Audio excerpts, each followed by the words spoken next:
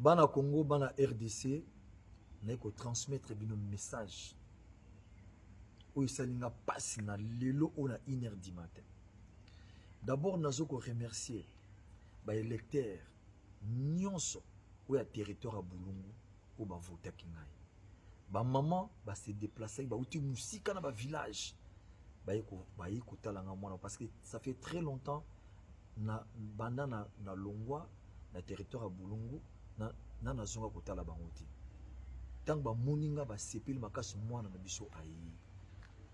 Baba ki non, il faut te payer sur ba voix. D'abord, merci na geste bosalaki na ba déplacement na monde boyaki.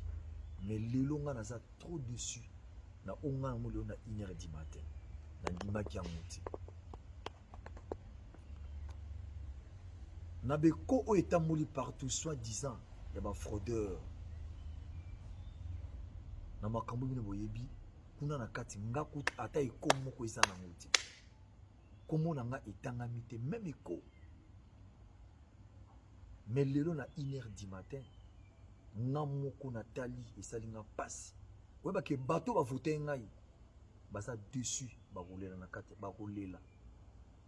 Pour toucher, bah on a kata mitema. Pour ma bite n'a pas été moko sur la côté parlement. Il faut défendre des cultures. Surtout Moussalonga na salle la musique. Le artiste bah zo koufa pauvre. Bah loi oyo bah oyo fallait bah voter. Pour un artiste, pour la protection de l'artiste, mutumo sala ngote. Total côté social, jeunesse, makamisa est belé. Surtout dans le territoire na Boulongo, pauvreté ça makasi. Faut total n'entoko défendre ngo.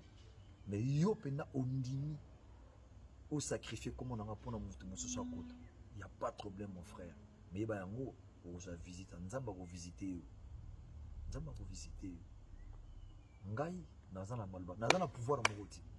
Ngai le sambu kandi na sambelaka na ebité ngai wera son na salani onde bulingango eza mutema te eza réciproque te ngazo la sa bonne foi amour mais nazo soit toujours ba déception ce n'est pas bien naza ilo musa ko lobate na sengi nokaka merci parce que nzambe aza na pesi so maboko nzambe il y a des maîtres à temps et en circonstances. Il y a plus qu'un maboko na ye. Tous les fanatiques de la maison mère, bokitsa mutema. Problème est dans la mouti. Bakati na maboko te na continuer boulot na ngana salaka. Mais on a lingai ko sala, ils pour défendre l'artiste et tout en général. Natala pe ba kamusus. Mais ça n'a pas de problème te. La vie continue. Mais yeba yango ko lela ya bato moka ezaka mabetro. La caméra misu bakutala bino eza normal tina acte bosali nayebi ke makambo échange on a 1h du matin minuit pour nazaki au courant ya makambo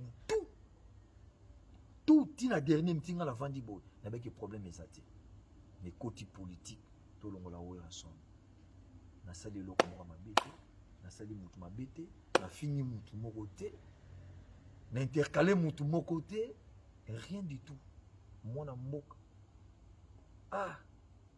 Et ça n'a pas grave. À bon attendre ça. Merci beaucoup.